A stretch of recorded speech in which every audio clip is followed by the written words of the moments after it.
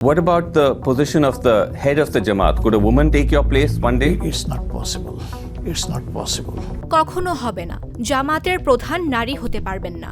সম্প্রতি কাতার ভিত্তিক আল জাজিরার কাছে এক সাক্ষাৎকারে জামাতে ইসলামীর আমির ডক্টর শফিকুর রহমান স্পষ্ট করলেন, বাংলাদেশে কোনো নারী কখনো এই দলকে নেতৃত্ব দিতে পারবে না।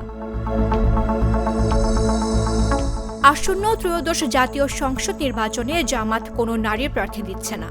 সাংবাদিকদের প্রশ্নে তিনি জানান, অন্য রাজনৈতিক দল অল্প সংখ্যক হলেও নারী প্রার্থী দিয়েছে, কিন্তু জামাত দিচ্ছে না। তিনি বলেন, এটি একদিনে হবে না, আমরা ভবিষ্যতের জন্য প্রস্তুতি নিচ্ছি। তবে এটি আমাদের সংস্কৃতির সঙ্গে সামঞ্জস্যপূর্ণ।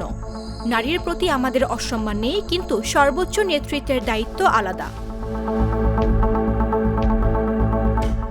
শফিকুর রহমান আরও বলেন, পুরুষরা কখনো বাচ্চা জন্ম দিতে পারবে না, বুকের দুধ খাওয়াতে পারবে না।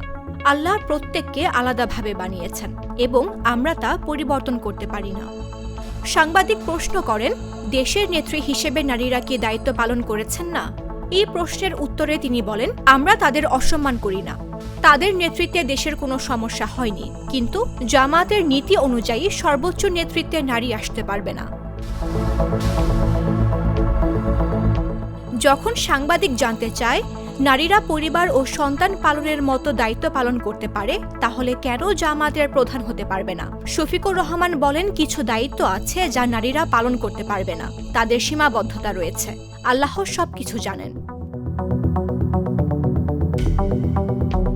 সাক্ষাৎকারে একবারের জন্য স্পষ্ট হয়ে গেল, নারীর ক্ষমতা বা দক্ষতা নিয়ে বিতর্ক নয়। জামাত নিজস্ব নীতি অনুযায়ী পুনরায় ঘোষণা করল, দলের সর্বোচ্চ আসনে নারী কখনো আসতে পারবে না এবং আসন্ন নির্বাচনে তাই কোনো নারী প্রার্থী নেই। মামদুহা রাইসা, জাগো নিউজ। দুধার চকলেটে একাকার হয়ে ওঠা প্রাণ লেয়ার সম্পর্কের মিষ্টি ম্যাজিক।